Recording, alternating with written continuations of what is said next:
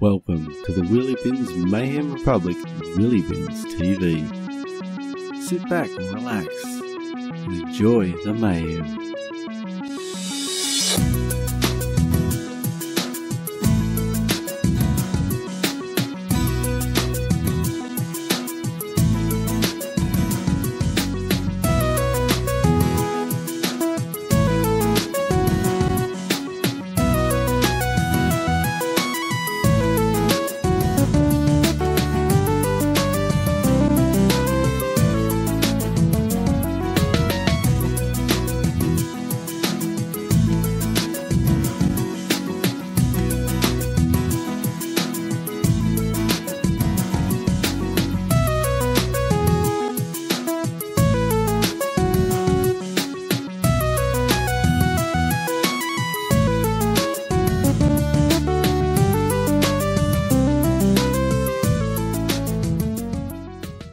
everybody, and welcome to this Wheelybins TV here on Wheelybins Mayhem Republic.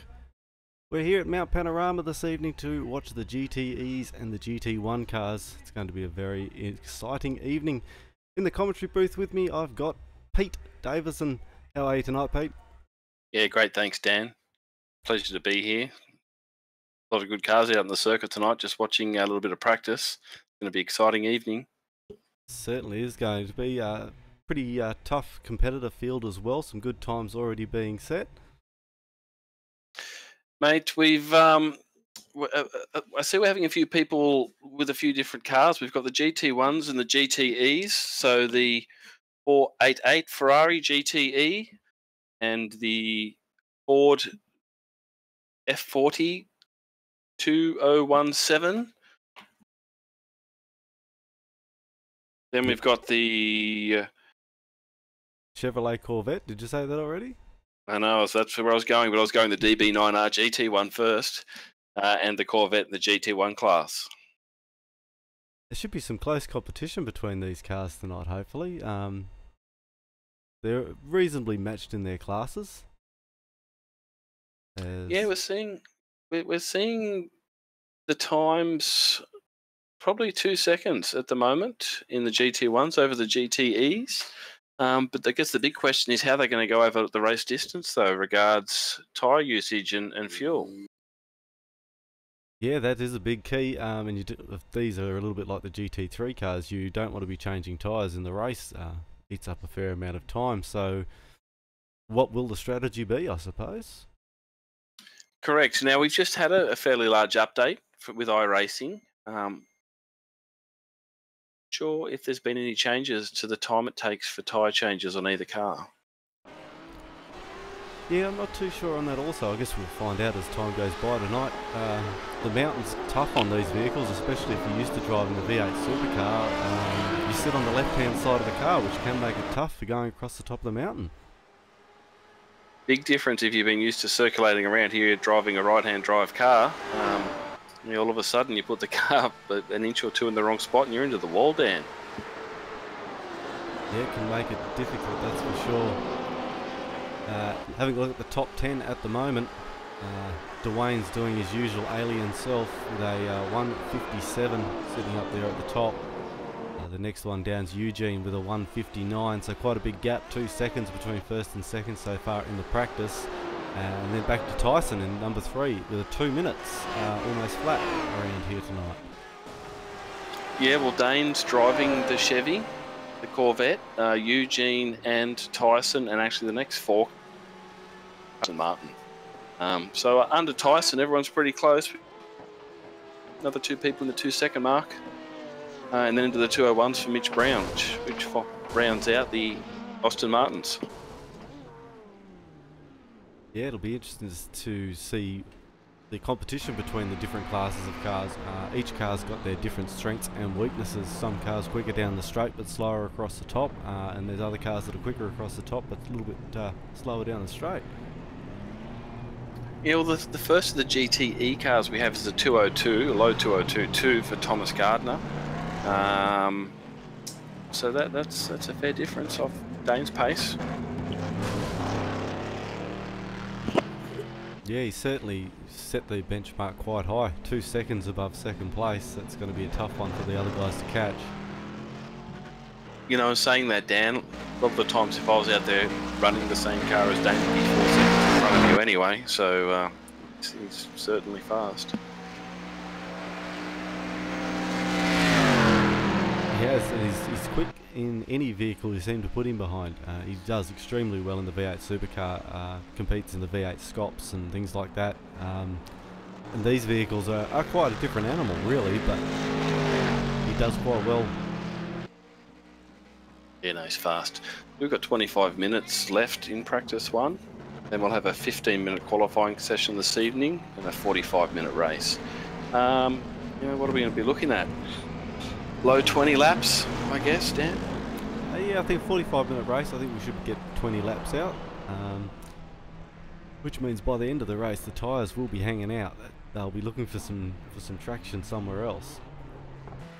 Earlier reports, the boys tell me the lap times the pit time's 30 seconds with tyres and fuel. So that was on a GT1 car, so I'm not quite sure what the GTEs are doing after the latest update. Yeah, and that's quite a big gap. If you have to take that, it's going to set you back in the list. Of course, you want to make a bit of a buffer earlier on, and maybe you could gain it back by having a set of fresh tyres, and you take that change earlier on in the race, give yourself a chance to catch back up and have those fresher tyres towards the end of the race.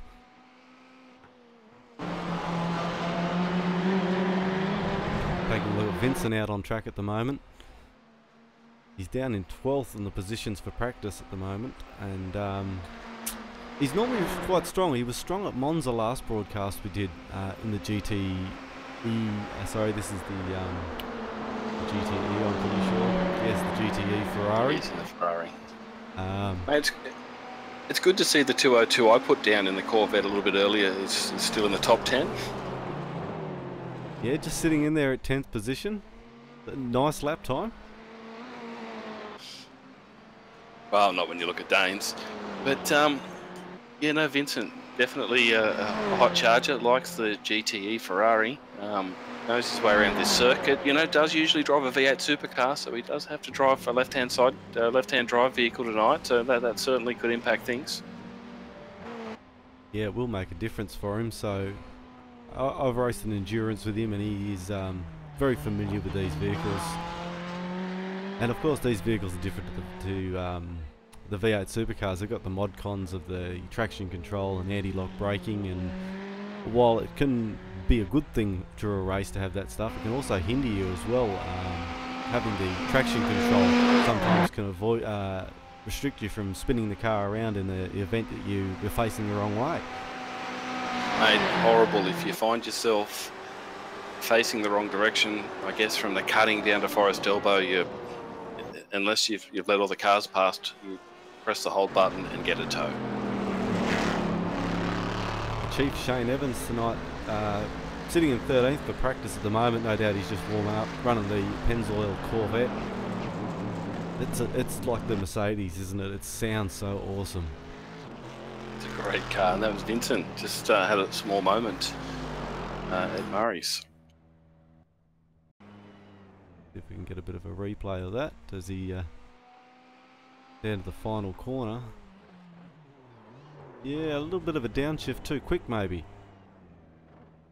Just locked the rears. Done some damage to the back of the vehicle coming over that curb as well, unfortunate. Shane's currently out on the circuit, so I'm assuming we'll see something a little faster from him in the near future. 23 minutes to go in practice. Jamie McKnight, been very quick in the V8s lately. I believe he won last night's race, I think it was, at Circuit of Americas in the V8. We'll see what we can do tonight in the Ferrari.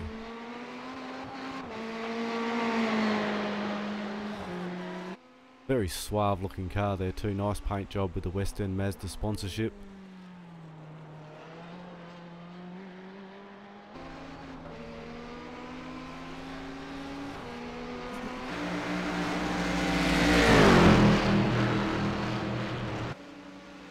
Ian Holt on track, also running the Red Bull Corvette tonight. Mate, just back to Jamie McKnight. Yes, he did win last night at Circuit of the America in V8 Supercars. And I think he might have had a win the night before at the night race at Spa in V8 Supercars. Yeah, I think you could be right. Yeah, you think you are right there. Interesting race that one too in the V8 Supercars night race. Headlights are ablaze, made definitely for a challenging race, but didn't the cars look awesome under lights? A lot of good looking cars, a lot of good looking liveries. You people out doing paints at the moment and making people's cars look unique or replicating one of their favourite drivers' cars, but looks awesome to watching video.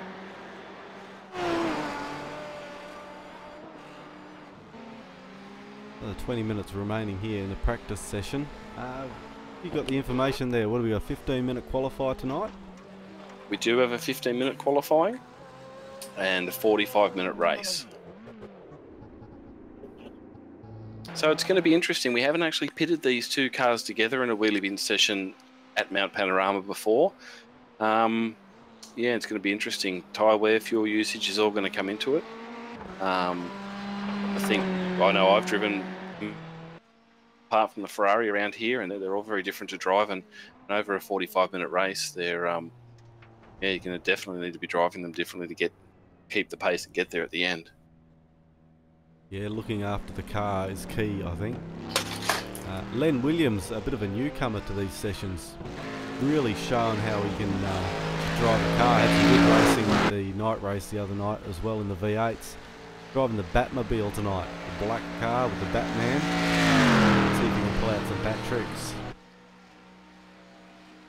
I've just seen him come through the chase. How good does car 16 sound? That Corvette, they're a good sounding thing. Yeah, it's going to be awesome to watch this race.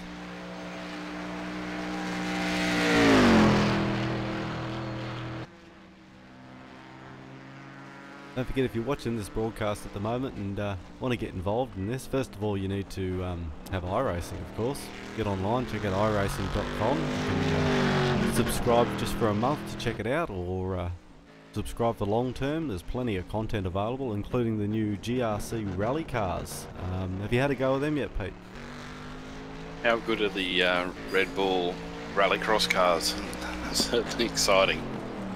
They are. I actually took one for a burn around Mount Panorama the other day and changed the gear ratios on it, and really good fun. An all-wheel drive car around here. The body roll is just intense, but great fun. Really powerful little cars.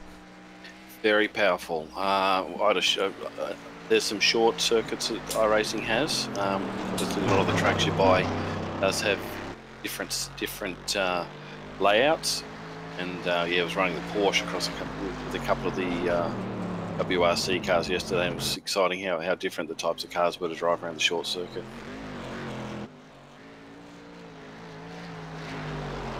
But I think it ended up the same with my car upside down, which it does with a lot of cars in these short sessions. Yeah, I've had a bit of a go of it on the actual GRC rally track sort of thing, and I have a struggle trying to keep it straight, hitting the jump on all sorts of weird angles and ending upside down.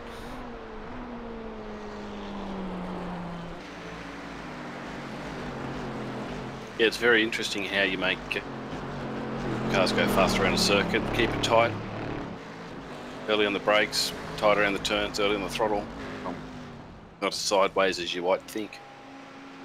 No, it's the same as the dirt racing. It's not really all about hanging it sideways, it's about getting that car through the corner as straight as possible to keep the power down.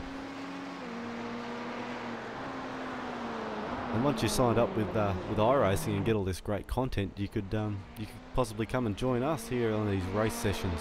You can find us on our website at wheelybinsmayhemrepublic.com. Plenty of information there on what we do, our schedule when we race, which is 7 nights a week. Normally at around 7:30 each night. That's Eastern Daylight Standard Time at the moment, or Eastern Standard Time.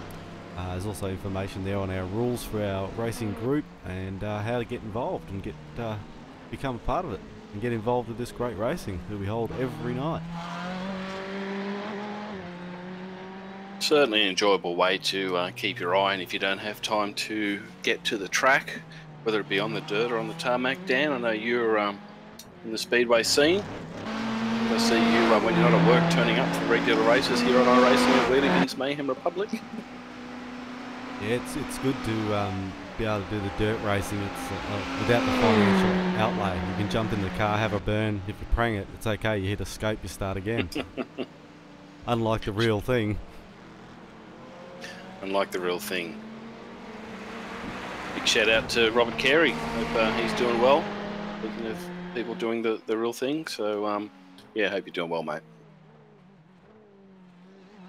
Yeah, I've seen they're doing parts of the burnout competitions and things like that. Had an unfortunate ankle injury, unfortunately, but yeah, shout out to Rob. Can't wait to see you out here on the track again, mate. Won't be long.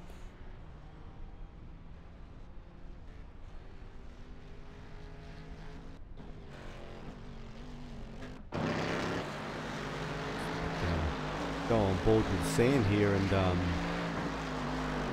have a listen to these Corvettes.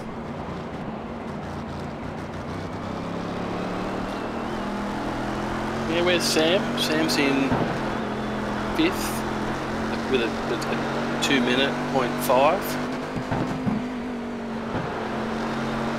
Running his new computer. Got his old computer for sale, I see on the Facebook page.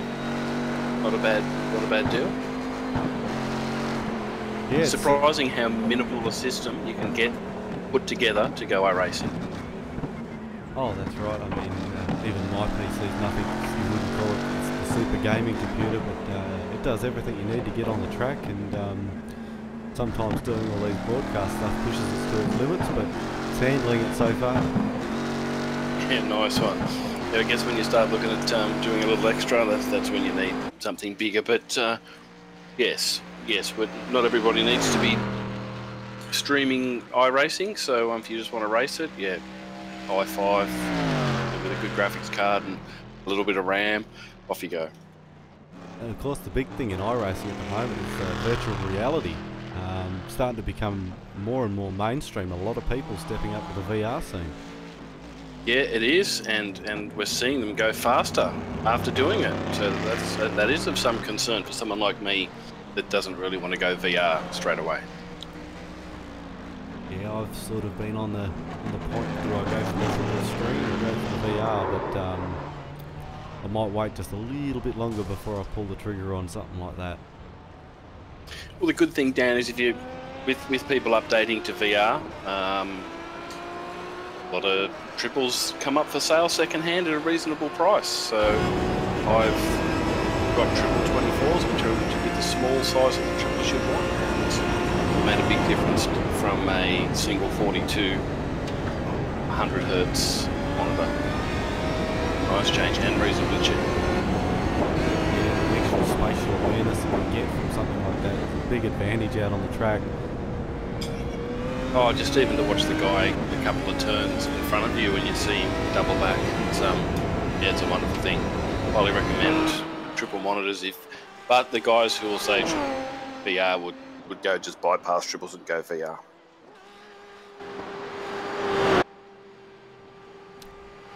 Tyson running the Aston Martin tonight.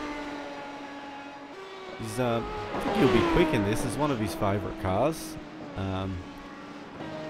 Plenty of power, this Aston Martin, that's for sure. And it puts it down to the ground really well, easy to control. But sometimes the Corvette can be a little bit too much of a handful. The Austin certainly drives a little nicer on the technical circuits again. The Corvette, though, for just out-and-out grunt, is very hard to beat. Tyson did a little bit of practice earlier, I noticed, in the Ferrari before he chose his weapon for this evening. So yeah, no, this car is very nice to drive around Mount Panorama. Yeah, I suppose this circuit really leans towards the Corvette power, a little bit like it does with the Mercedes as well. You know, those two long straights, you can gain a big advantage and massive stopping power as well.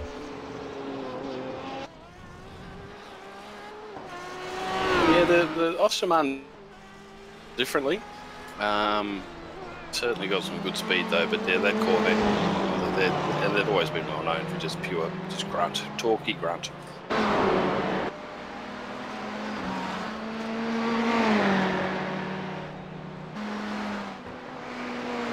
Back at the top 10, and Eugene's been pumped back down to 3rd. He's put in a quicker time than he did before, but still sitting in 3rd, and Cameron's moved up to position number 2. Still looking at a 1.1 second difference between himself and Dane up at the top, but certainly starting to close in.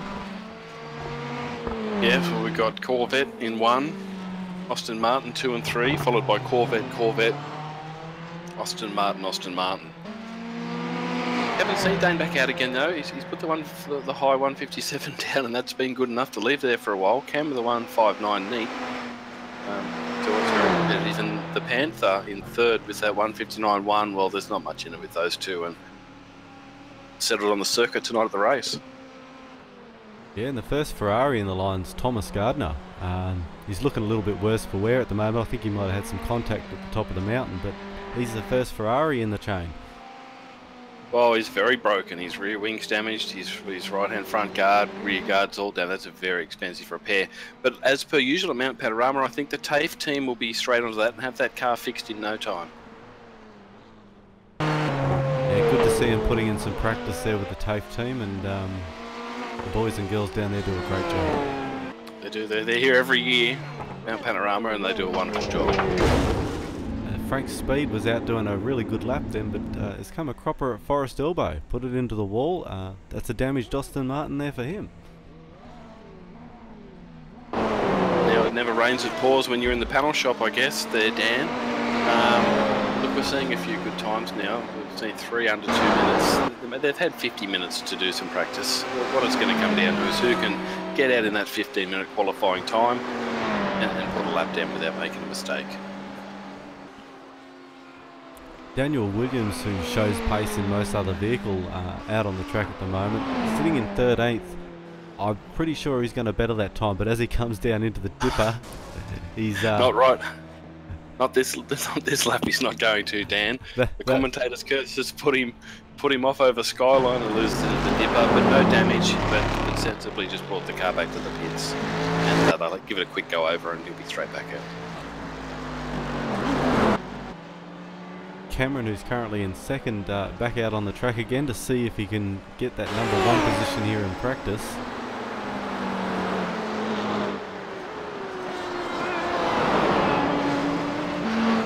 The Aston Martin's really almost got a F1 sort of a sound to it.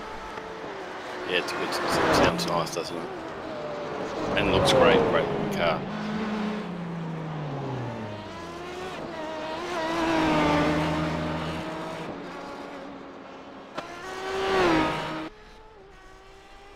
Yeah, the GT1 car certainly showing the pace early tonight. Mind you, 25 minutes into the race, it could be a completely different thing. That's right. It's the longevity. You've got to be there at the after the 40-minute mark for the last 5 minutes of the race. The race isn't won on the first lap, that's for sure.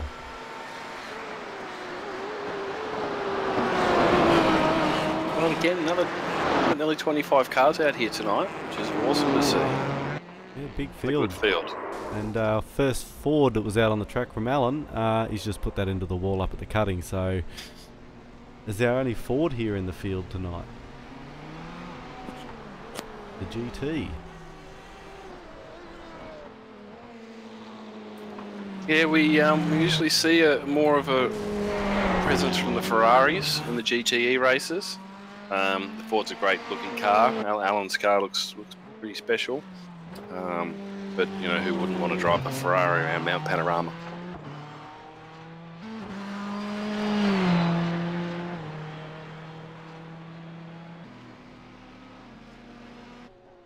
Eugene's also back out on the track in his Austin, looking for a few more tenths of a second to get himself back up there in the into the top 2.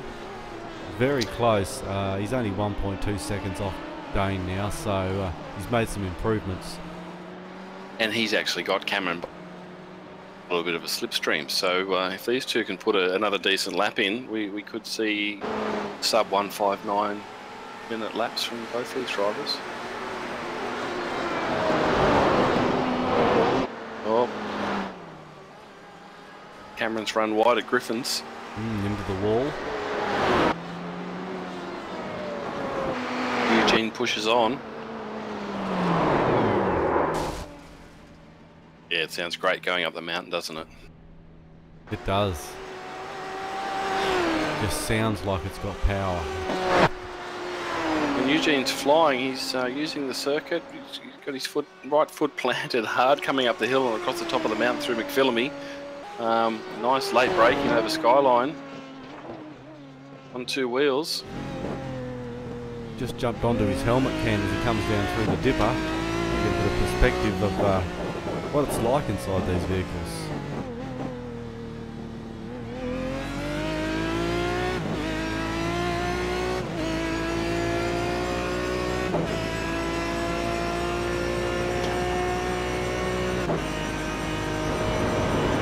Fast down Conrod, that's what it's like as he comes into Forest Elbow, out of Forest Elbow into the chase. really held that throttle on a long time then before braking. Really deep into that corner. We'll see the field bunched up a little bit more in qualifying, so there'll be a little bit more slipstreaming going on, which will certainly give these guys another second or so around this track. Yeah, also a bit more rubber down on the track, give them a bit more traction as they get well, we've got 25 cars out, so we'll definitely get some rubber down on the track and the times will only get quicker.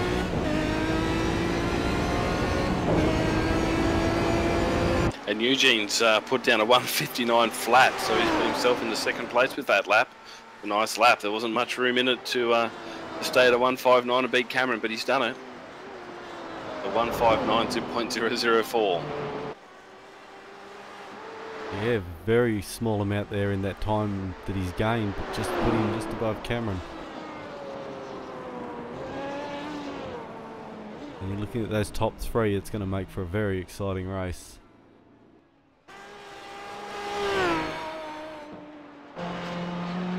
It seems Tyson's got some supporters here on the live chat, Dan.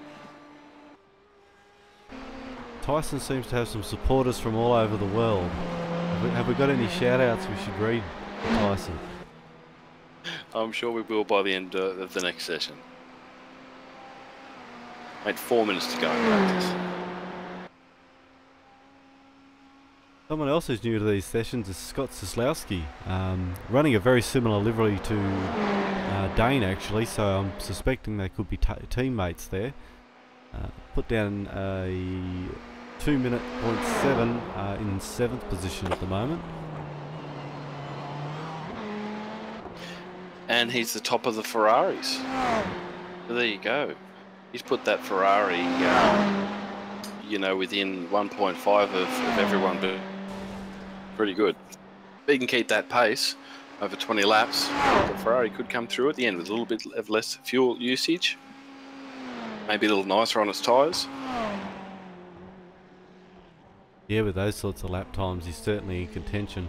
It only takes one mistake from the front runners. Someone else who also loves the GT3s and the GT1 cars, sorry, is JC hitting the track. He's set down a 2:01 at the moment, but I think we'll see good things from him. He was very quick in that last Monza race we had with the GT3 cars. I think he's got a good handle on these. Yeah, JC seems fast in nearly any car you put him in. Consistent, fast. You know, definitely top 10 finisher in this crowd tonight.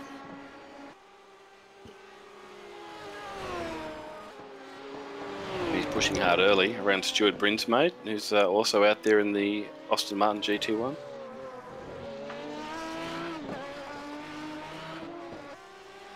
I'm not sure, is JC on a flyer or is he, he looks like he's on a flyer, so he's certainly not just out of the pits.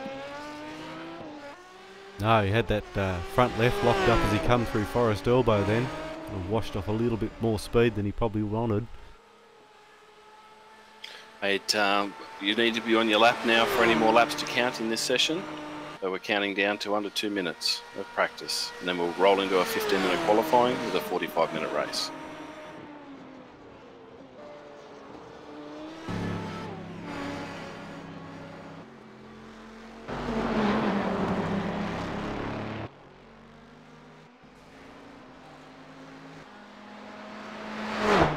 Seems to be a bit of a shout-out's popped up now on the live chat, Dan. We might have a conversation with Tyson a little bit later.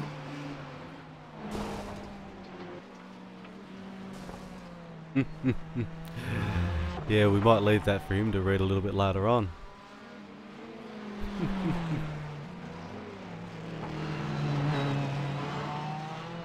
All the way in the US. Thanks for joining us. Just to watch Tyson go around. He must be his biggest fan. Probably fan number two. Fan number two. The US would be very early morning over there for them.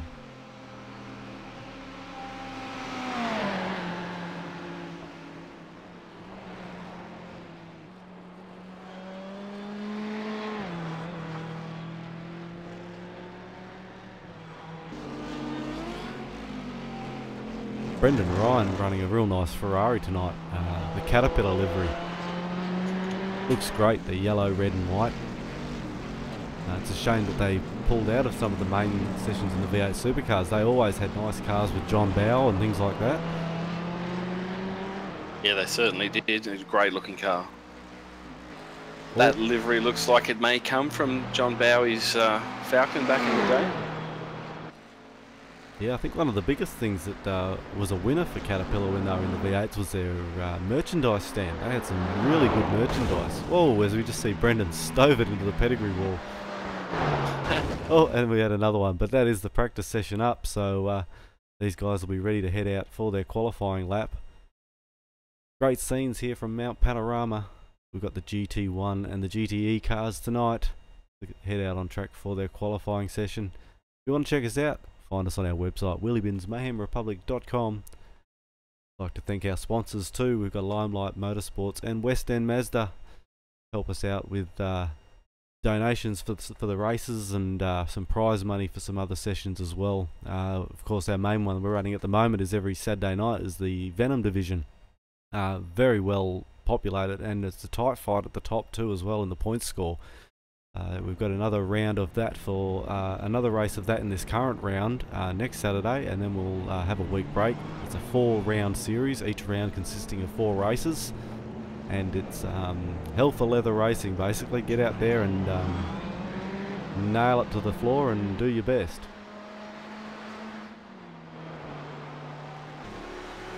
That's certainly what the Venom series is, and now we've got all the drivers out for qualifying, led by Sam Flintoff, pushing hard in the Corvette. We've got Eugene right behind him, and Cameron Pusey's into the wall. Over the skyline into the S's.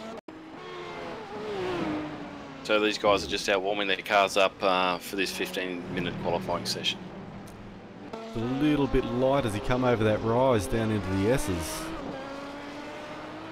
He was, but plenty of time to get that car back to the pits, have the TAFE team fix it up, and it will see him straight back out in qualifying.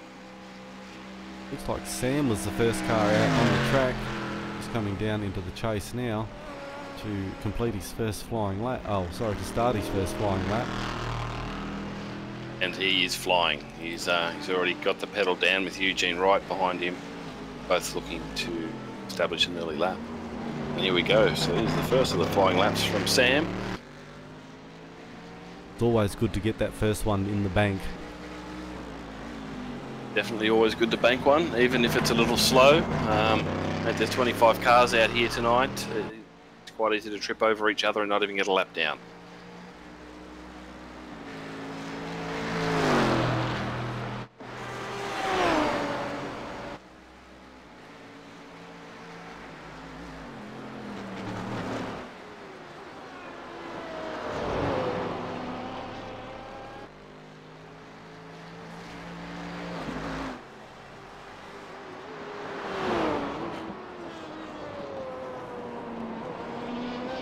And Sam's certainly sticking into it with that Corvette on lap 1. He's looking to establish an early lead. He's pulled away from Eugene a little bit.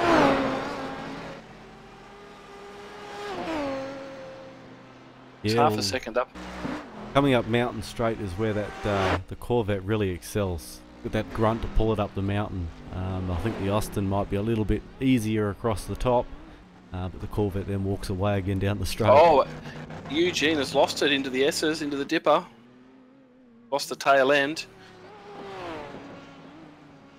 Done almost what Cameron's done, just a little bit, just a bit of curb actually as he's come through the S's.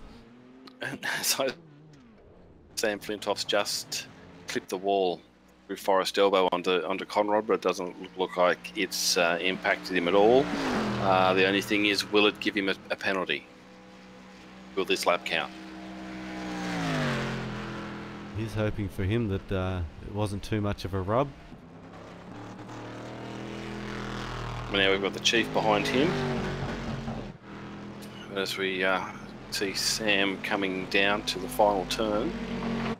Oh, and he's lost it. He's run wide. He has made a mistake in that last corner. As we watch the replay on that, he's just stepped out onto the grass a little bit on the right hand side there. Put a wheel on the grass and then over a ripple strip. Oh, yes. Sam. It's okay, there's still 5 minutes down of practice of qualifying nearly, so he's got 10 minutes to go. Yeah, he would have had that car wound nice and warmed up, ready to make a good lap too, but unfortunate mistake. Interesting, Scott Sislowski, who we mentioned earlier, had a good slipstream from the Chief around that lap. You see Scott's pulled a 1:59.8 and he's in P1 with Tyson McEvoy in P2 with a 2:01.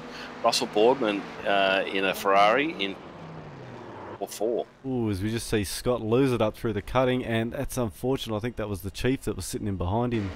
And the Chief has contact with the cutting, so both of those guys are going to... Scott has already banked a lap. Yeah, it's unfortunate for the Chief. Hadn't quite got a good lap in yet, and that one was marred by that incident.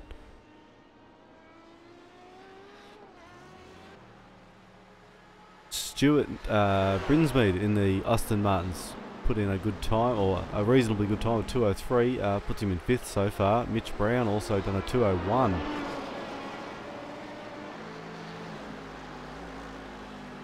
Yes, we've seen a 2:01, low 2:01 from Tyson. Mitch has done a 2:01. We've got a couple of Holties now popped up in the Corvette with a 2:03.9. Russell Boardman and Ian Willie, they're both there in the Ferraris with 2:04 and a low 2:06. Dave Douglas has dropped in. He wasn't here for practice. He too is driving the Aston Martin.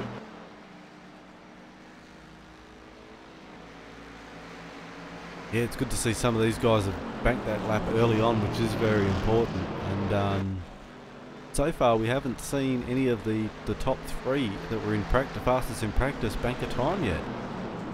No, we haven't, and that's what happens. You get an hour to practice and to get a good lap time down, but you know, you've only got 15 minutes to put a good one down, so you've got to be on the ball and have a car that works quite quickly. So sometimes it might take 2 or 3 before your car gets up to temperature, and you just don't have that in qualifying. Russell Boardman's put himself in the 8th position so far in the top 10. Brilliant looking Ferrari with the Castrol livery. Ian Willie, big crash at Forest Elbow in the Ferrari. Just run wide into the tyre barrier. Yeah, ouch. Expensive repairs there. Yeah, we've got Jamie McKnight and Wayne Shepherd coming up the mountain. So they're both in the Ferrari GTE, and they're both yet to put a lap down.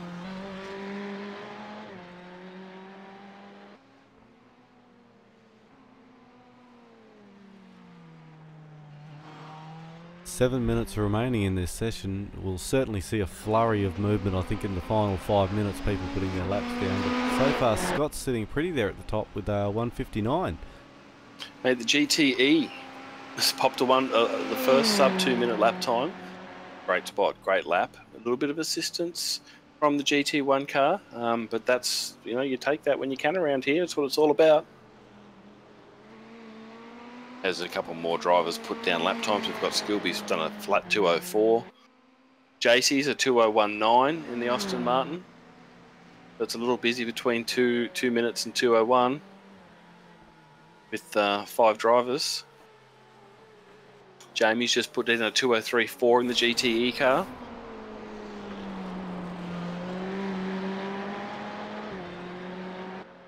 As Eugene has also put in a lap and put himself up to P1 with 1:59. The Panther had a slight mistake early on his warm-up lap, and he's just got his head together, probably made a few small adjustments to his car, and he's on pole with a 1:59.4. Probably still a bit early for Eugene to be making adjustments. He'll normally do that in the final 3 minutes of qualifying, and then expect the car to handle great for the race. Yes, and believe that he'll have a good understanding of how the car works at race speed. But no, good lap, 1:59.4 is a great lap from the Panther.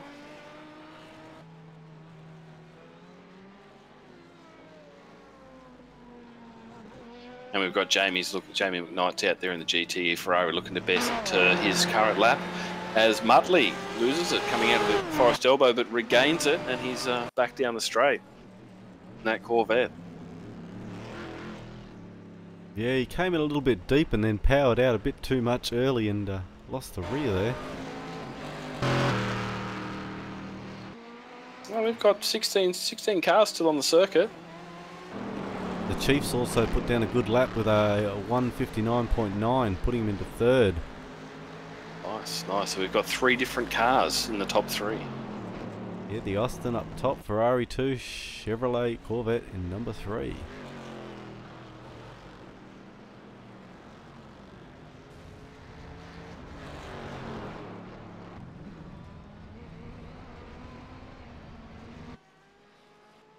Tyson's out on track. He did the flap 2 earlier on. Probably looking to improve that a little bit. It's just pushed him out of the top 3, sitting in 4th at the moment. Big shout out over the chat to Tyson, because he's got some friends in the US watching tonight's broadcast. Yeah, they're up early to watch tonight's broadcast over in the US. I guess depending on which side of the country you're on, just how early that has to be. But great to see. Yeah, and Tyson's out there having a go.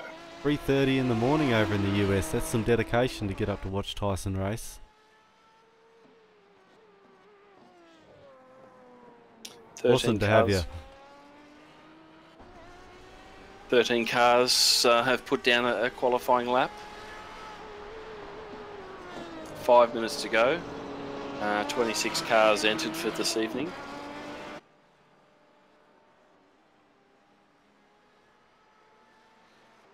So Tyson's now on his flyer. Should have everything up to temperature. And doesn't it sound great going up Mountain Straight in that Aston Martin? Oh, it does. We'll jump on board to have a bit of a listen to it from Tyson's point of view.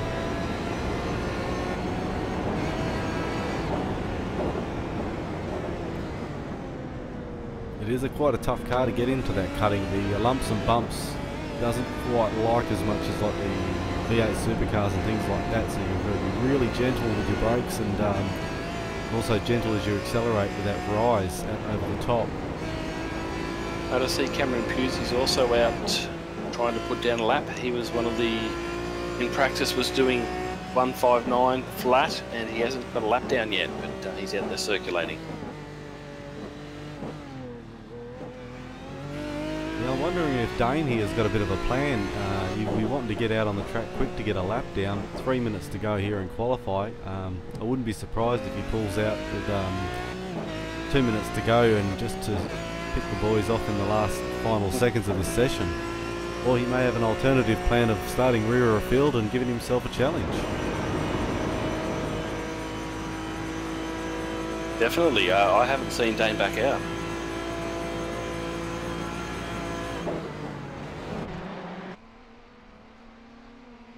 Also have Wayne Shepherd's joined the session as well in the Ferrari. A little bit worse for wear. He must have grabbed some walls across the top.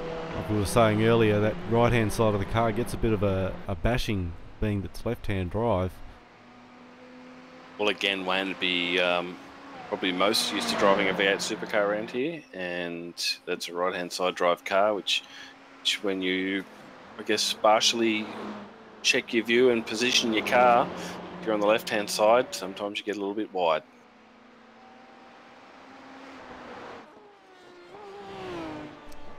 You mentioned earlier Dave Douglas had joined the session. He's out on track at the moment, hoping to put down a lap to get into that qualify session.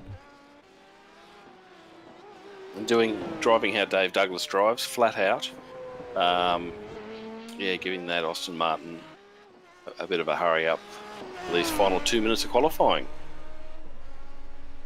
2 minutes remaining, or just sort of minute 30 left remaining of the qualifying. We'll have the final 2 minutes for the guys to finish their laps. So still haven't seen Dane head out on the track.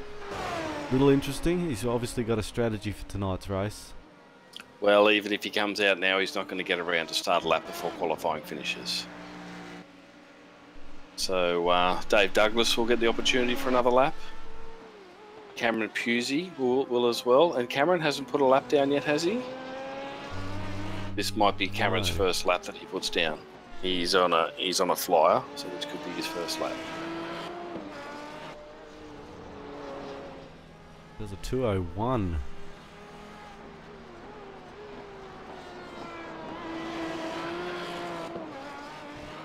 may have had a bit of an incident across the top of the hill. That lap actually didn't count as an official time. No, I was going to say that I can't see him putting a lap down. Last lap was a 2:01, but I'm guessing there was a clip with a wall or something like that, or some grass, which has caused that lap time not to count officially. So Tyson will get another lap in. Stewart should get another lap in. Len Williams should get another lap in. That's going to be about it. Daniel Williams is on a flyer. He won't get another one. Damien McKnight's on a flyer. Currently put a 2:02.3 down, which has put him into 9th place in the GTE Ferrari. Just watching Daniel Williams now, see what sort of time he puts down in towards the last turn. See what he can bring to the table for this qualify session. A 2:02. Puts him at the top of the top 10. He's in 10.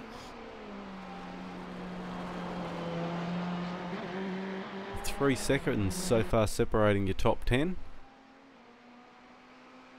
Quite a large gap. JC in 4th, rounding off. He's put a 1:5.99 down, so he's already in 4, but finishing his last lap. Oh, and he's put a 1:05.4. Put him at the top of the tables. Yeah, just beat Eugene there by was that 2/200ths of a second? Take my shoes off for that one, but a great lap.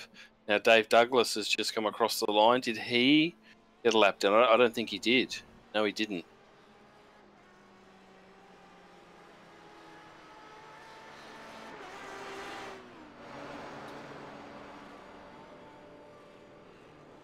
I'm pretty sure most of the cars that we're going to put down a lap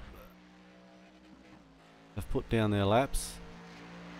Len Williams sitting in 6th, could be coming around to finish his flying lap.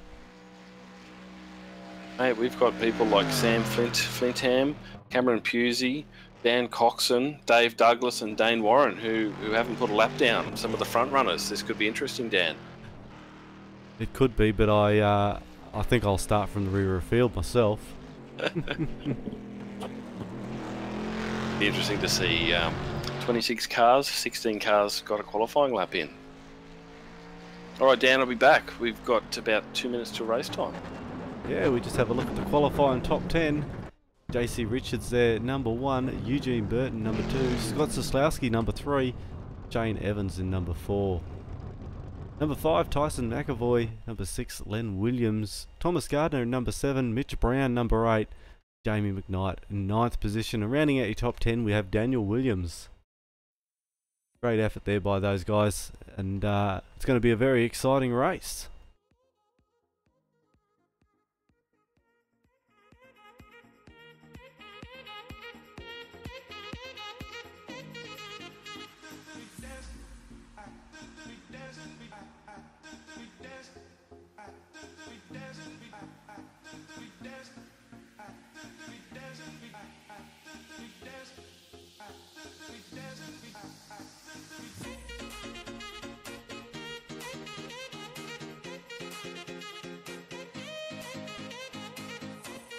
JC, awesome time there, mate. To get a 1:59.4 and take pole position.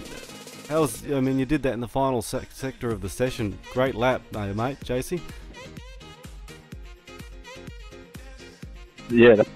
You're only on 2 fuck-ups now, Chief. You're all good, mate. Oh, well, that means I can run into someone. Sorry to interrupt you there, Dan. You got a spare now. In the way it's meant to run.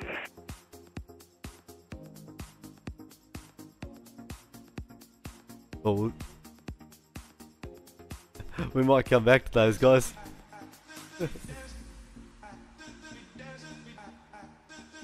Yeah, great qualify session there, guys. JC, awesome. Put it up on pole. How's that feeling, mate?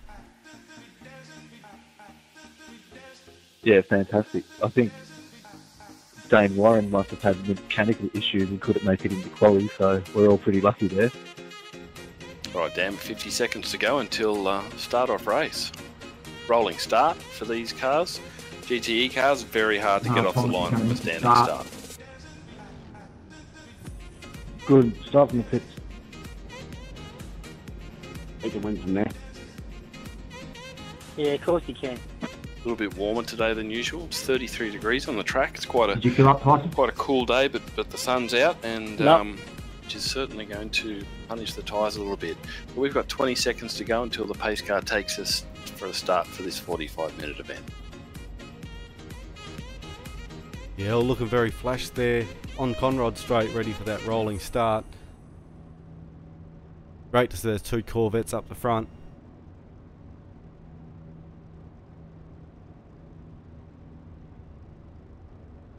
You are here on Wheelybins TV for tonight here at Mount Panorama. This is Wheelybins Mayhem Republic. We're racing the GTE and GT1 cars this evening as we get underway for a start. As we start rolling down Conrod Straight, the pace car is away. Right, under pace car conditions, everyone's bunching up nicely. Don't want to have an incident before the green drops. No, it can be tough sometimes. They get a bit of a run and then everybody hits the brakes and you can give it a bit of concertina. Hopefully nothing like that.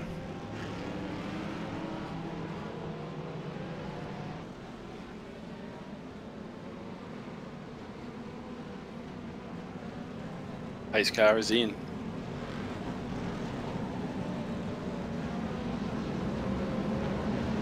As we come around for a start, they're packed up and we've got a green flag and we're off. A little bit strange there with the starting grid format. A lot of the Corvettes all formed up towards the front there. And we've had one off already. Big accident. That was Eugene, I believe. I think it was a Corvette put a wheel on the grass and spun around. Watching back on the replay at the moment, and it was a black Corvette. I'm not sure what the name was there on the car. I just missed it as it went around, but Eugene got caught in that. He won't be real happy. He had a bit of an unfortunate accident at Monza last race as well.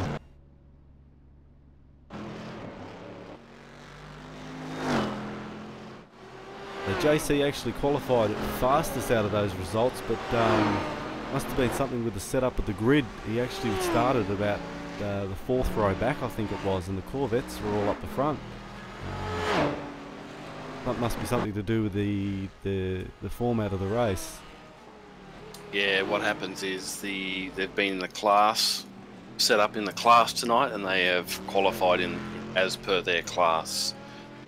To bunch up, and that was Dane Warren in the black Corvette that put a wheel wide.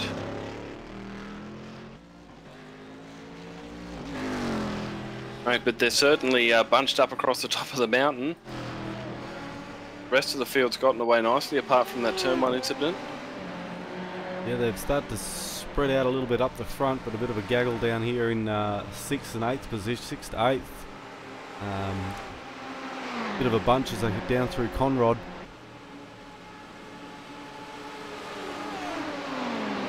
Oh, through the chase, two abreast, and everyone heavily braking. Exciting first lap. A few of the Ferraris are putting the pressure on, as we see.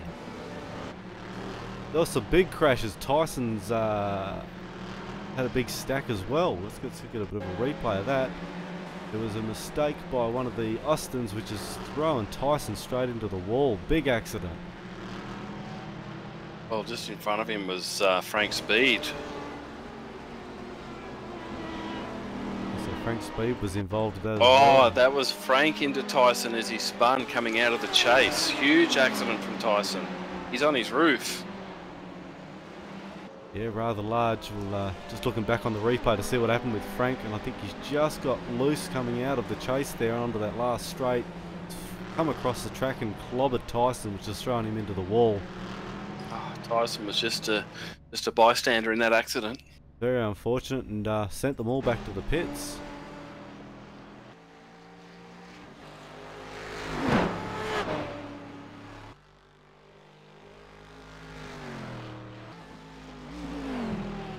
Okay, so we've got Shane Evans in one with a 1 second lead over JC.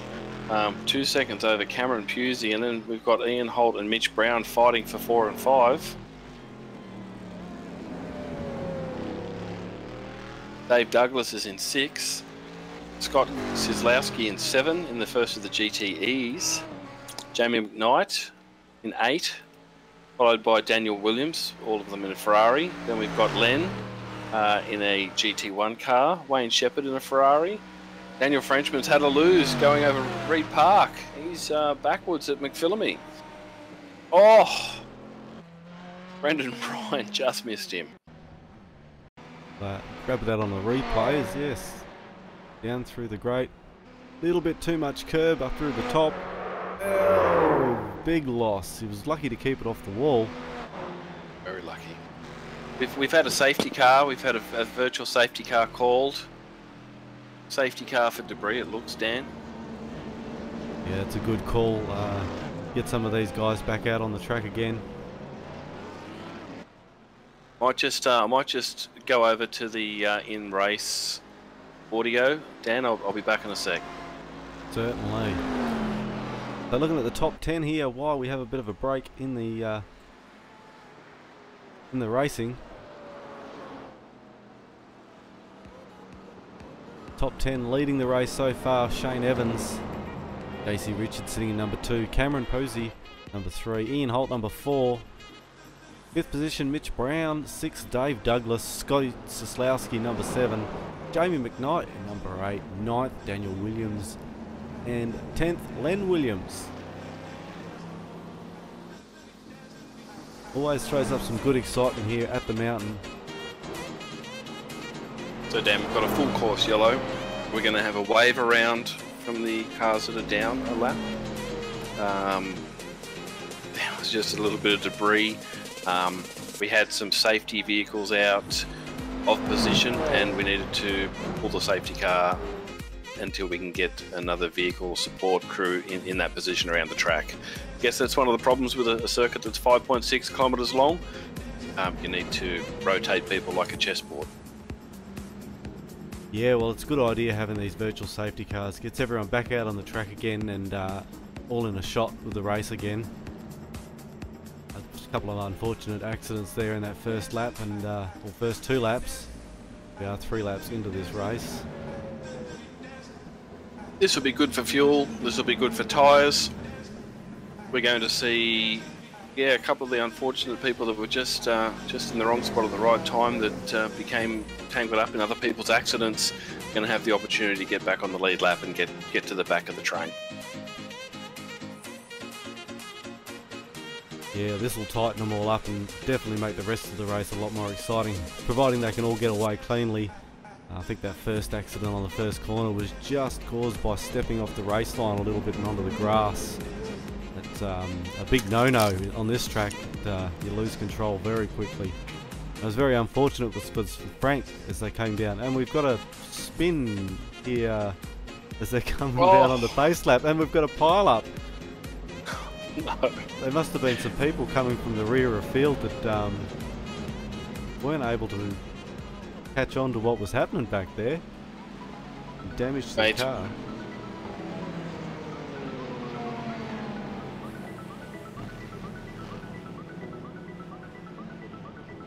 Mate, we've actually had one of the cars catching back up to the pack, overshooting his braking mark and cleaning up one of the cars that was under the safety car. What we're going to see though is those cars that were impacted given the opportunity to come in, providing they get in before the pit lane closes. They might come back at the end of the end of the train. So we've got damaged cars coming in for a quick repair. Yeah, good idea as well, and good idea to top up the juice as well, which is going to give them an advantage towards the end of the race compared to those guys who haven't pitted. Great opportunity there.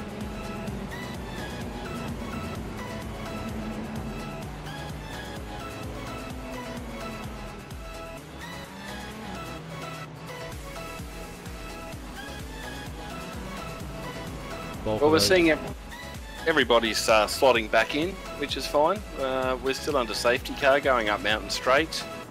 as the rest of the cars are coming back out of the pits and just falling into position.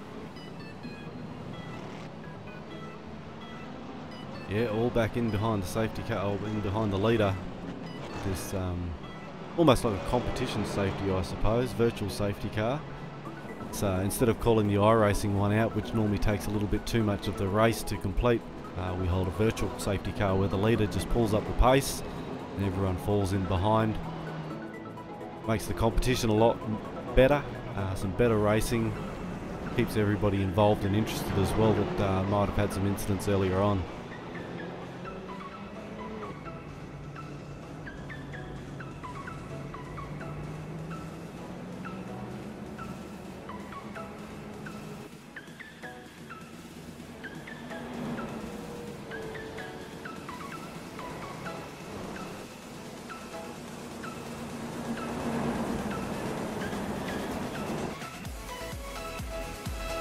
You are here this evening on Wheelybins TV, hosted by the Wheelybins and Mayhem Republic. Realise that I'm still saying we're under practice conditions on our stream labels. Catch up with the program here. I have to hand it to the people in real life that direct these race shows. A director's job is always continuing. I've probably got a little bit easier, everything's computer generated and animated, so it makes my life a little bit easier, but great fun nevertheless, and I think thank you guys for tuning in and watching this race. We do it for a bit of fun, but we like to have people along for the ride as well. Hope you enjoy the racing that we've got here this evening.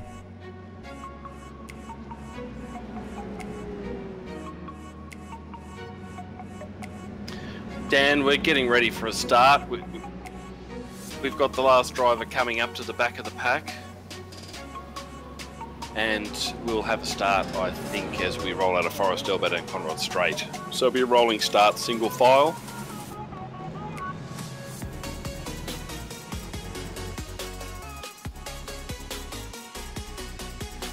Hopefully they can all keep it together coming down Conrod Straight here. Well, a couple of cars doing the weave to keep the tyres warm.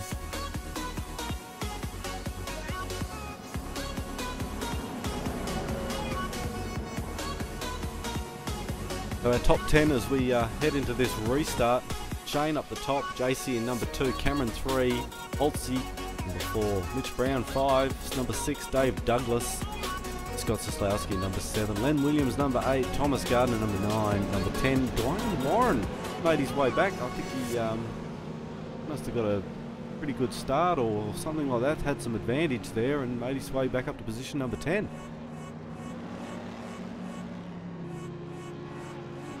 And Dan, we're getting ready to go, and we have had another lose down through the chase, but we're getting ready for green as the Chief brings everyone back up to speed through Murray's turn onto the start-finish line, and we've got the green.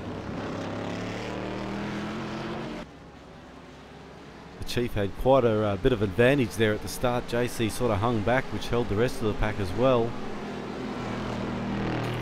Yeah, and then he was calling it and typing it, so everyone had the opportunity. I think that quick half-a-second jump certainly worked for him, but as we go up Mountain Straight, it's changed a little bit now.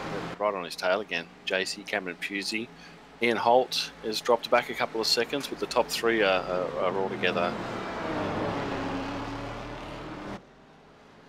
Yeah, with Cameron in the mix for this top 3, he's in a good position to get out there in front. He's also set, I believe, a very fast lap actually so far. He's done a 1:59 in the race, the fastest lap of the race. And nice.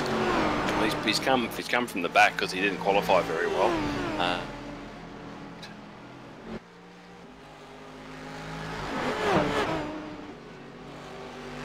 So far, we've had Shane with a 2:01 with a 2-minute neat. We've had JC with a 2-minute 8, and we've had a 1:59.0 from Cameron Pusey. Fastest lap so far. Sorry, 1:59.3 from Cam. And he's right on the tail of JC at the moment. Hungry as that comes down to Conrod Straight. He's going to get a good run in behind JC here and get some slipstream. and possibly put on a challenge coming into the chase. There's a good opportunity here quite early. Top the temperature of the Brave, 2 abreast through the chase. Oh no, he's just pulled out of it. Yeah, Smart drive. He's thought better of that. It's early. It's early. Sometimes it's easier to follow just until temperatures get up. I'm sure he won't want to stay there too long. But these 3 have pulled a big gap over 4, 5, 6, and 7. We've lost Ian Holt, so there may have been a little bit of an issue back there. Ian Holt, unfortunately.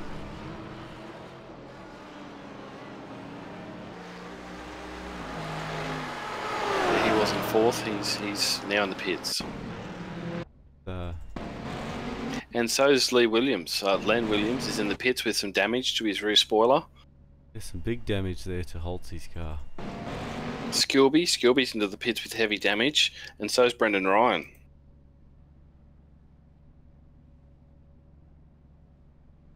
And there's Holty in the pits as well. Hot Dog's just coming around to start his. He's not just coming around, but he's up Mountain Straight, chasing the pack. He must have had a slow start too. And Eugene, after that mistake on that first corner, has come back up to position 11. He's certainly probably not a happy Panther in that car tonight. Mate, position 4, there's a lot happening at the moment. We've got Mitch Brown all over the back of, well, we've got Dane Warren all over the back of Mitch Brown, behind Cameron Pusey, with Dave Douglas and Scott in the GTE car right behind them. As we look at a bit of a challenge up the inside there. Big move from Dane's going to pay off for him. Let's see what the top speed of these 2 cars is like, and there you go, that one probably tells the story. Corvette just a little bit better out of Forest Elbow. Just give him a car length and a half down Conrod Straight into the chase. And now Dave Douglas is on the back. He's right on the back of Mitch Brown in the Corvette. No, Mitch Brown in the Aston Martin. Yep. So he's got Dave Douglas. No, who's he got over the back of him? Dwayne Warren. Yes. I see Mitch Brown's running his Wheelybins livery tonight with Thanks Plucker across the front windscreen, so that's nice to see. It is, and the angry ducks all over the car there. It's great. Duckies. It's good to see. It's a great looking car.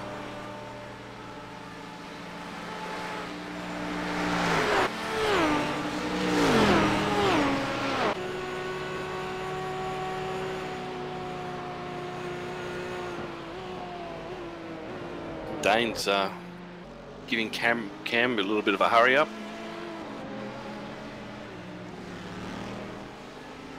Yeah, Dane's definitely been on the move since this restart. Gained a lot of positions. He's also looking pretty healthy really when it comes to being the pit strategy. He is the only vehicle that has pitted.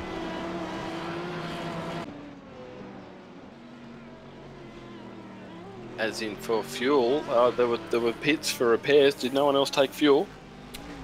Well, I'm not too sure. He was in the stop for 5.2 seconds, so I'm guessing he probably would have got some fuel there after that incident. Yeah, great. He's made short meal of Cameron Pusey, and his next target will be JC Richards in 2nd place. JC's got about 4 seconds on him as he comes down through the chase. Dane's really eating up that time.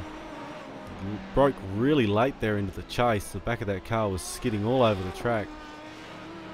Very lucky to hang on to it.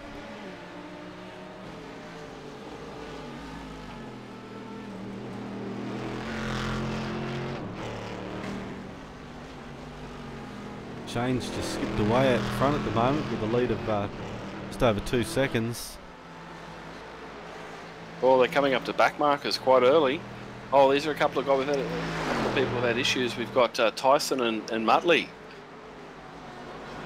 So they're still in it, which is good to see. But the Chiefs coming up to them. to lap the first of the back markers. Yeah, so coming up Mountain Straight there, I see the Chief had the flashing headlights. Try and let Holtzy know that he's coming. But Holtzy will be keeping a little bit of an eye on his mirror. He knows these guys are coming. Difficult position. Oh, as Holtzy's grabbed a bit of wall across the top of the mountain as well. It hasn't helped, and grabbed it some more coming down through the grate. Grabbed it a little more. It could be netcode that doesn't. Oh, and again he's. I think he's got a little bit of an understeer issue in that car tonight. He's got a fair bit of turn on, but the car's not quite going where he wants. Oh, and as we say that these two are catching up to Skilby, so we've got Russell Boardman. He's into the pits as well. Which at 21, we've got 22 minutes. We're nearly at half race distance. We've got Tyson making the pass on Vincent down Conrod. The Austin Martins, either Vincent's had a bad run at a Forest Elbow, or the Austin Martins just eating him for lunch coming down the down Conrod. Vincent under brakes though, could be a bit of a worry for Tyson. Well, Vincent might have a little deep, a little bit of a puff of smoke there off the front tyres. We'll see Holty into Murray's. Will he be looking for the overtake? Oh, he almost ran straight up the back of Vincent.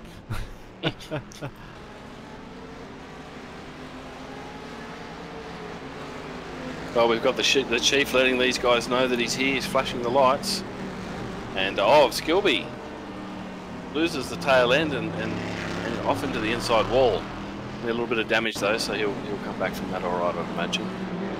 But as we see it, going up the hill, the top three are certainly catching these two back markers.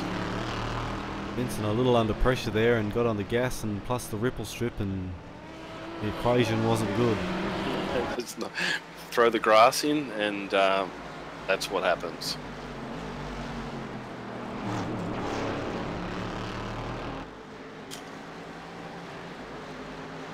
These few slower cars at the back of the pack that the Chiefs coming up on is going to be a good advantage for JC and Dane. They're going to make a little bit of pace up here on the Chief, I think. Yeah, well, Dane's very close to JC right now. I think by the time we get around to Conrod, they be right on the back of him.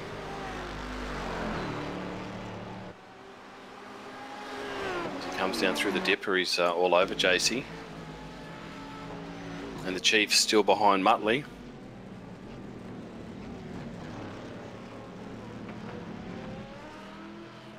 Oh, boys are driving hard. JC's just a little taily coming out of Forest Elbow. Hasn't got a bad drive, and Dane's in his slipstream though. This is where the Corvette comes into its own, but he's holding him off.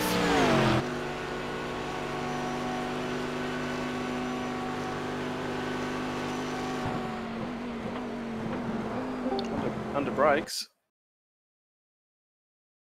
Yeah, some awesome racing. And I think Dane also might be having a little bit of internet issues as well.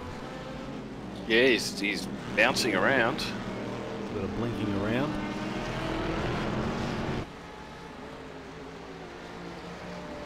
As I just noticed, our resident Brendan Ryan's just dropped into the commentator box. Brendan, not such a good race tonight, mate, if you're there. Unsure if he's got his ears on. We'll continue anyway. Yeah, no, he's dropped obviously out of the race and into the commentary box, so I think we'll hear from him shortly. Well, the Chiefs now past Muttley. Let's see how JC and Dane. Oh, and if you go back to the pack behind them, we've got Dave Douglas, Mitch Brown, Scott. Oh. A lot of argy-bargy there through turn 2. Oh! And Dave Douglas into the cutting. Oh, and looks like we've got Cameron Pusey upside down at the cutting. Oh, righto. Let's grab a replay of that. Dave Douglas. Oh, pinched rears, yes. Fortunate there. Thankfully the guys have cleared out and got the cars towed quickly back to the little pack. Was certainly pushing. There was a little bit of push and shove there, and resulted into one car upside down and 4 cars nearly into each other. Yeah, and Eugene was lucky to not get caught up in all that drama. and moved up into 5th position.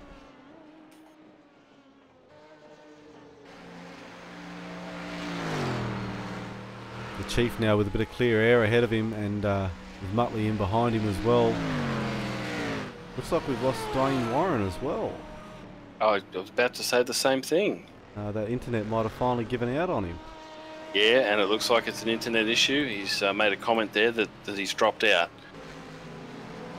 That's unfortunate for him. He had a good run there. It's given JC a little bit of breathing room though. Back in 4th, we've got the Panther up the inside, 2 abreast through the chase. Nice move over Mitch Brown. Panther had very good pace early in the race, to the point where he's done a flat 159 in practice, and well, a low 2, a couple of low 2s in race trim. Mitch isn't going to let him have it without a fight. No, he's sitting right back up behind him again. Another person who's had a bit of an advantage over this is Jamie McKnight, up into position 6. Yes. It looks like his car's got a little bit of damage in the tail. Does too. Left-hand rear quarter.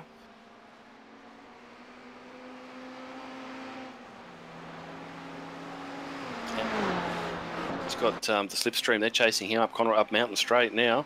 Jamie's got Stuart Brinsmead in the GT1 behind him, with Thomas Gardner in the Ferrari behind him. So, yeah, definitely going to be putting the pressure on. Thomas Gardner's been another mover and shaker actually tonight. Started a fair way back, done well to move up the field and keep the car reasonably clean as well. Car looks good. He's putting ample pressure on Stuart.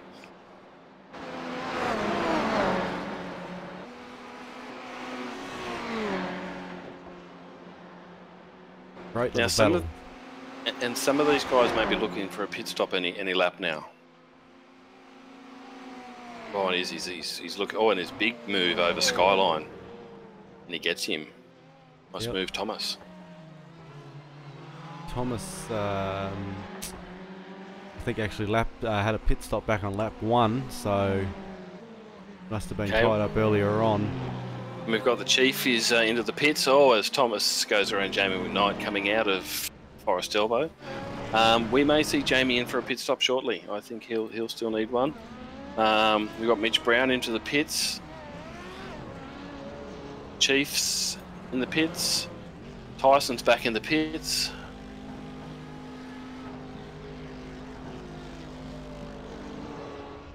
Mitch Brown moved into the pits, so looking at all the cars, most of them have had some sort of a pit stop. We've just got JC and Scott are the only 2 cars that haven't pitted. Now Scott Sislowski, that would put him in the lead of the race. He's currently in P2. JC's leading the race at the moment. Sorry, JC. There he is, JC in 2. He's in front of Holty, sorry.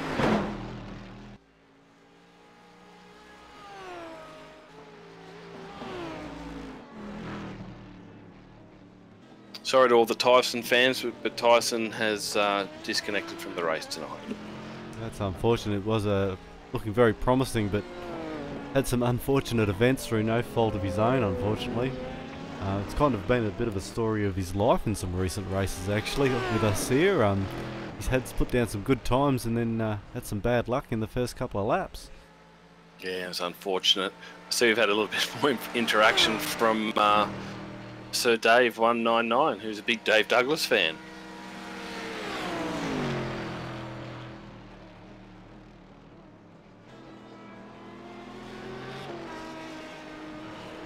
Quite a few fans on here tonight watching. We just try and find As JC's. Dave's disconnected. JC into the pits from P1. No, Dave Douglas is still out on track. He's sitting at 16. Sitting in position 16 at the moment. Sorry, as you were before, yes, JC just into the pits. With Holty, who'll be a lap down.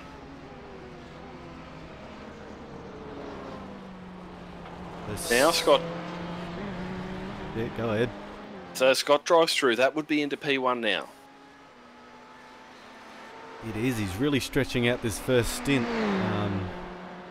on lap 13. Would put the Panther in 2, and followed by the Chief in 3, who has pitted. Now the Panther pitted a little early. He had some damage, so that's right. He's already had 3 minutes in the pits for obviously for towing and repairs. So I'm guessing he's going to need another pit stop before the end of the race. Got about 13 minutes to go.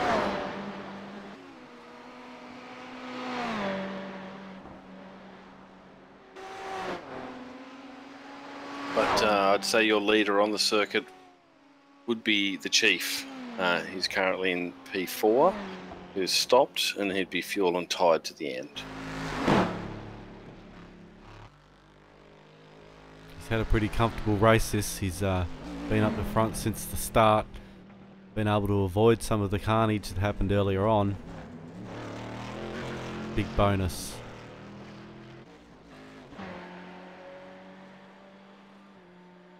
As we see, Brendan has actually stepped into the announcer box. Brendan, not such a good race for you tonight, mate. Yeah, no, mate. I got taken out coming out of Forest Elbow, and then once I got into the pits, the guys didn't realise I had a cracked block and ended up spinning it into the cutting, and that's my race over. Yeah, it's unfortunate. There's been a few unfortunate events in tonight's race. Off the start in that first corner, and then forming up for the restart with the virtual safety cars. Some issues down Conrod. Yeah, they were all backed up coming down. I think a few of them were eating chips or something, and a few of us nearly took into the back of them as they come through. But yeah, not too bad. Just sit back and watch the rest of the race now. Oh, we've seen JC. He's off the circuit at the chase. Cold tyres pushing hard to try and catch the Chief. Didn't hit anything, but that's certainly going to slow him up. Looking back on the replay, yeah, he stayed on the track just a little too quick, a little bit hungry. Yeah, he's on his out lap too, so things won't be up to temperature. It's put the Chief, although the Chief is in 3rd with Scott in P1, still yet to pit. Shane will be in P2. JC will be 3. We've got Holty and Skilby. They are a lap down. And the Panthers come out with fresh rubber, or maybe not fresh rubber, but certainly a load of fuel.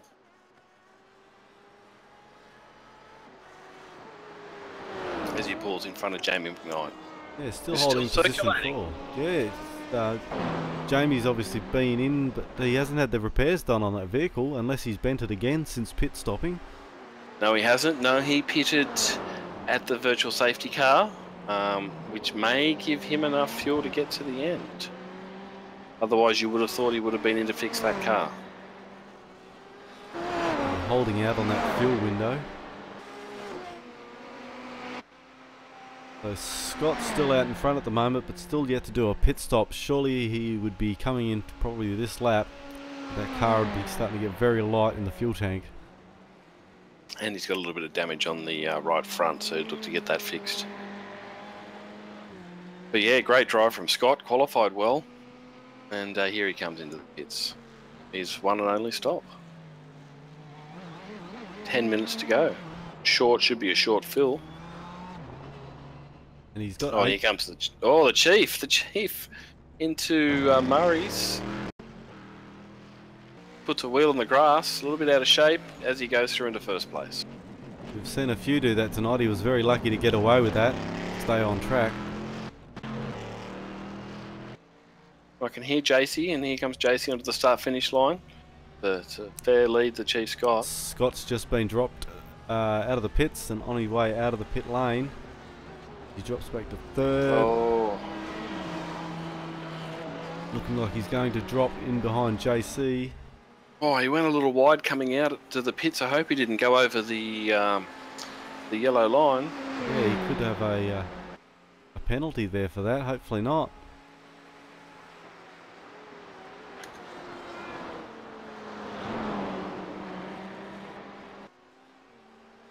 Yeah, drops back into 3rd, and it'll be interesting to see how the tyres are in the two different classes of car. this last 10-minute stint. He looks like he's catching JC.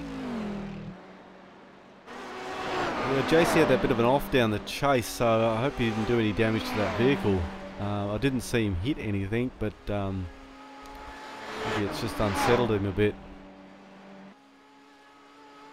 Certainly quick for coming out of the pits. He's right onto it across the top of the mountain. Yes, well, we've kept the tyres on, so you haven't got to worry about getting your tyres back up to temp.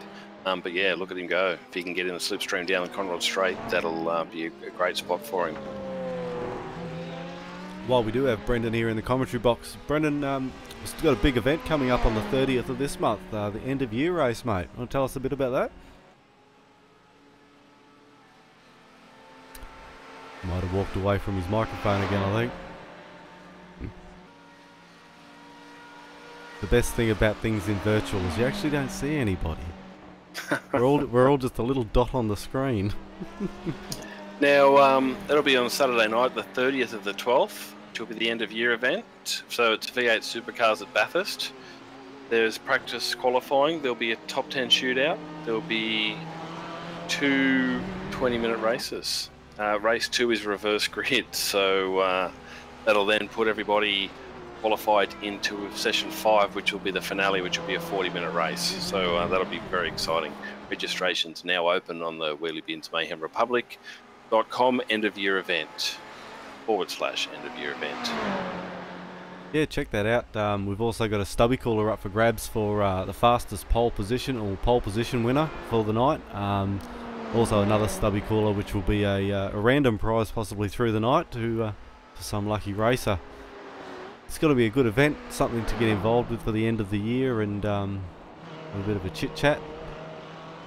And the V8's around Mount Panorama. We do race it quite often throughout the year, but I'm guessing this is going to be more of a fun event and less serious. But everyone will get out there and do some good driving and have some fun. Yeah, that'll be exciting, and I'm sure we'll get a good turnout for that. But back at the front of the pack, we've got the Chief. We've got 7 minutes to go as he goes down Conrod. Nice lead over JC. Now, we've just had JC drop out. Oh, that's what's happened there? Is the internet issues? No? He's still... He's had a crash. He's crashed coming over Skyline, I think. Okay, I'm just getting a replay on that. He has too, down through the S's, into the wall. The Ferrari of Scott just gets through there. Whoa, yeah. Oh, it's unfortunate he's had to take a tow from there, but obviously wasn't able to get that car turned back around. Well, this is what we're going to see. This at the end of the 45 minutes. The GT1 cars, faster, heavier, harder on tyres. The GTE cars might just be coming back through. And we've seen Jamie McKnight has now pitted, and he's back out with a nice, tidy car. The Chief's out in front there at the moment. We might see if we can duck in and have a bit of a chat with him. Just give me a second to find the right buttons.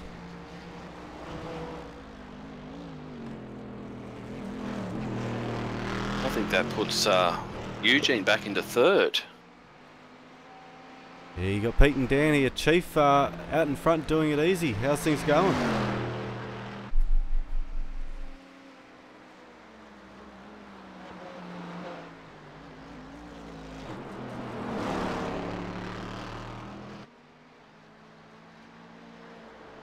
I think he could be concentrating very hard. He's in the lead of the race with 5 minutes to go, driving his heavy, worn-out car across the top of the mountain. So there's no surprise if he is concentrating. But he's got a big lead over second place Scott Sislowski in the first of the GTE cars. So as we said, it'll come down to the end. 5 minutes to go. Yeah, I'm not sure if he actually replied to me there. I may have actually turned his microphone feed off instead, so might have missed whatever he said if he did say something. As he's coming into Conrod Straight in front of the back. Oh, out of Forest Elbow, little twitch. And Scott in 2 is coming down through the dipper. Still got quite a good lead. Third place is Eugene as he comes over Skyline with Mitch Brown in fourth across the top of the mountain. Wayne Shepherd's in 5. Heavily damaged though. His Ferrari's lost the boot. That's right. Yeah, we can see all his shopping in there. There's not a lot of shopping. Oh, he's had to lose into the cutting. Start, Casey. Yeah, had an off. 6 is Stuart Brinsmaid in the GT1, followed by Skilby. No, not Skilby. It'll be Daniel Frenchen. Then Jamie McKnight in 8. 9 is JC, still holding it together with Shane right behind him now. 10's Russell Boardman, also driving a GTE car, who Shane, the Chief, has just passed.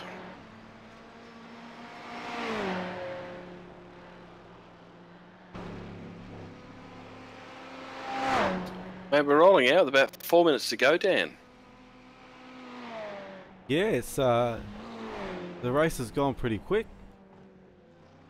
We can't be coming far off coming to the last lap of this race. We're on lap number 18, the leader.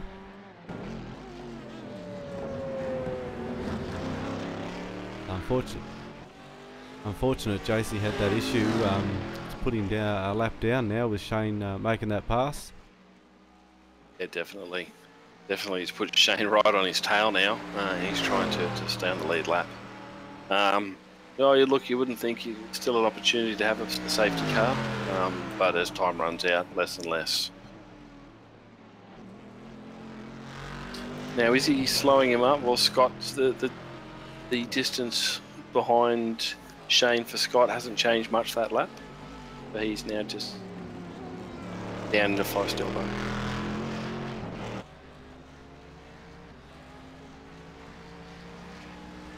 The Panthers through the dipper in 3rd.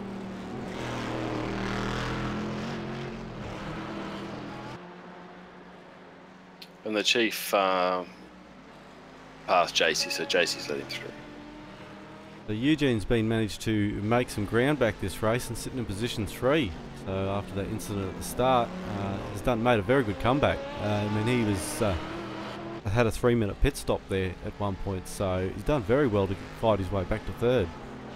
Yeah, he has, and that was part of the lap 1 incident with the Panther, wasn't it?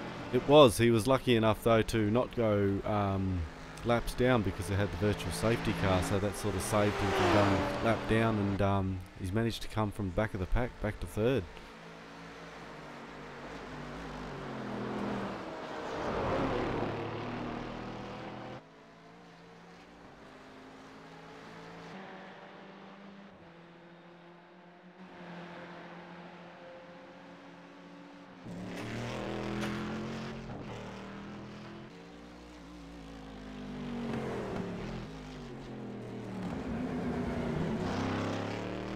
Lap number 19, my race counter saying there's only 3 minutes remaining. Whether that is to the end of the race or they're pretty close to their final lap now, I'm not too sure. Dan, I'm just going to wait till the Chief gets down Conrod and ask him what his screen tells him. Sounds like a plan. As we do race to a time limit, it sort of upsets the balance with the software and doesn't quite give me a true reading of what's going on.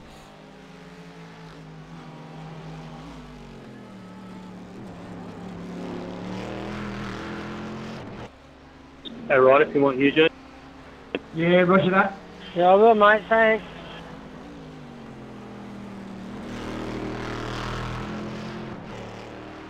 So as the Chief comes down to start one more lap, will this be the white flag?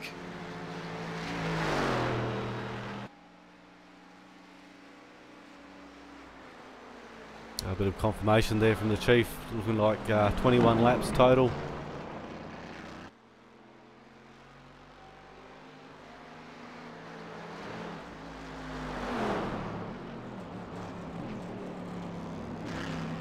So about 2 laps to go, Dan. I think we're on the second last lap.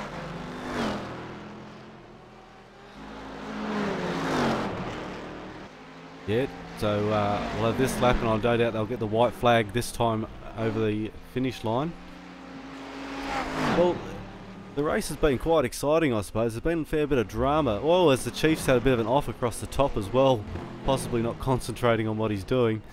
And yeah, so the race of a lot of fast lap times, a lot of close lap times has been spread out by some incidents that have happened throughout.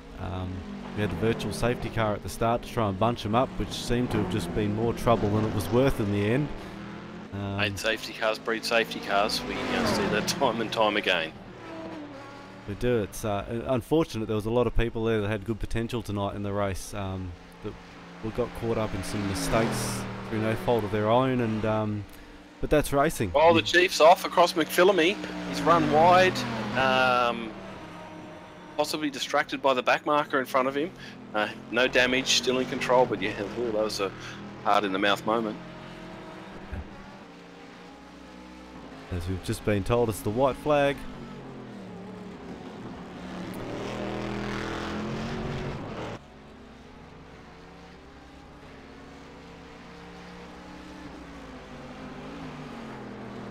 On your last lap there, Chief, pretty good race. Unfortunate for some of the people behind you, but you've had pretty clear track the whole race. Well done.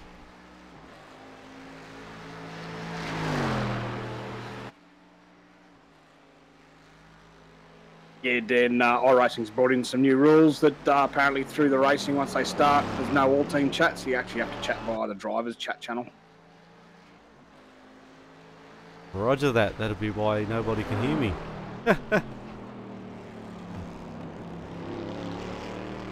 So we're on the last lap. Thanks, Aldi. White flag is out. Yeah, it's all right, mate. I'm a lap down. Chief, Got to look after you, mate. Chief is in 1. Then coming up the mountain in the Chief. So the Someone's Chief is got leading it. 1 with his GT1 car. In 2, we've got Scott in the GTE. Position 3 is Eugene, who's not too far behind Scott, but don't think he's going to be able to catch him unless Scott makes a mistake. 4th position, Mitch Brown. So he's had a good solid race in his Thanks Plucker livery tonight. Stuart Brinsmead just about to start his final lap in 5th, and he's got Daniel Frenchman right behind him in a GTE, so they're still battling for position with 1 lap to go. Jamie McKnight had a great night also tonight. Had a bit of damage there earlier on, but managed to keep the car reasonably straight and narrow for this last section, and pulling in number 7. Wayne Shepherd's also had a great race as well. I think he started a fair way down the back, but managed to pull up to 8th position. And the Chief's celebrating early as he comes for the final turn to take the checkered flag, and cruises across to take the checkered flag for position 1, the Chief, Shane Evans.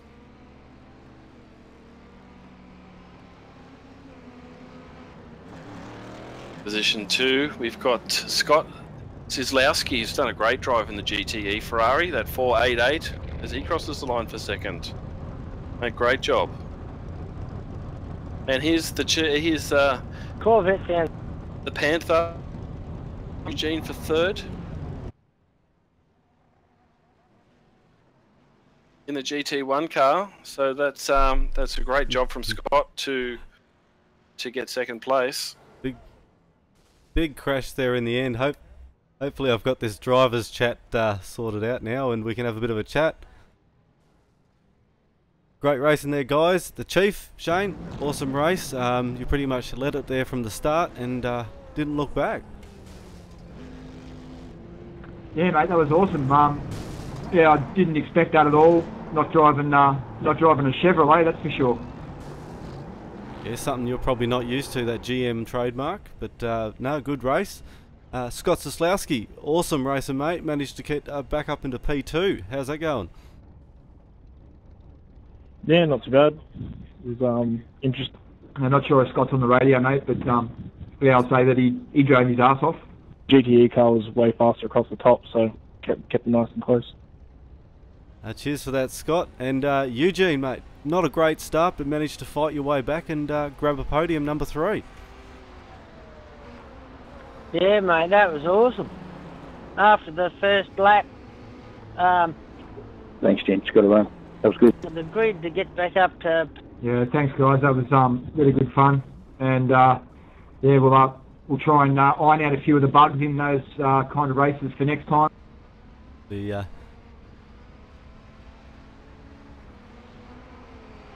They're all chatting over the top of me anyway. I want to try and have a bit of a chat with JC, mate. Bit of bad luck there in the end, but you had a solid race up until then. Oh, hey, mate. Yeah, it was a bit of... I wheelie binned it, that's for sure. But I think I'm going to apologise to Cameron. I don't know what happened there, because in the car I didn't see if I hit him, but I presume I did because he went off, and I really should have given that place back, so, yeah. Solid race by all drivers, and thank you very much for the entertaining race, guys. Yeah, thanks, Dan. We'll catch us in a bit on the Discord. Righto, well, that's the end of the broadcast. Thanks for joining me tonight, Pete. I've just got to turn this driver chat off because it's very distracting when it's in my ear. Great result, GT1s and the GTEs here at Mount Panorama. Mate, there's certainly a lot of banter going on in my ear. I just needed to mute as well, Dan. But yeah, great night tonight. We had a big field of cars, a diverse field of cars. GT1 Corvette to take out the win. Followed, which I was very surprised with, the 488 GTE Ferrari. Great job by both those drivers, with Eugene coming back in third in his Aston Martin. Yeah, it was good to see that the Ferraris were up there. I really thought it was going to be a bit of a Corvette's race, but yeah, the Ferraris and Aston Martin, the little bit more stable across the track probably helps them a little bit better than outright speed. Mate, we had 5 Ferraris finish in the top 10, 2 Corvettes, and 3 Aston Martins. So, yeah, it's great for the top 10. Plenty of Ferraris there. On the lead lap, the top 8 drivers were on the lead lap, which was good to see. But yeah, a lot of action in the first couple of laps. It was, and we'll hopefully have to schedule a date to come back and do this all again. This has been Wheelybins TV for Wheelybins Mayhem Republic. We hope you enjoyed tonight's broadcast. I hope you'll come and join us again. Pete, thank you very much for joining me in the commentary box. Yeah, thanks everybody, especially our international viewers. Good to see you on board. Sorry your man couldn't bring it home today, but maybe next time. Dan, great presentation. Nice work. Thanks again. On Wheelybins TV. Thank you very much. And Brendan, thank you. I think you're still around. Thanks for joining us in the commentary box. Bad luck on the racing and on the track, but you can't have it all the time, I suppose. Again. Cheers, Brendan. No worries. Well, thank you very much, guys, and we'll see you all again next time. We'll do it all again. Not sure where we'll be or what we'll be driving, but stay tuned to our YouTube channel. Don't forget to subscribe and you won't miss any of the action. Log on to your YouTube, or you're probably watching it right now. There's a little button that says subscribe. Press that and you'll find out what's happening with the Wheelybins and our broadcasts on Wheelybins TV. Don't forget, check us out on wheelybinsmayhemrepublic.com. That's where you'll find all the information about what we do, where we race, our full race schedule, and what you need to do to get on board with us here at the Wheelybins Mayhem Republic. Thank you very much for tuning in. We'll see you all again next time.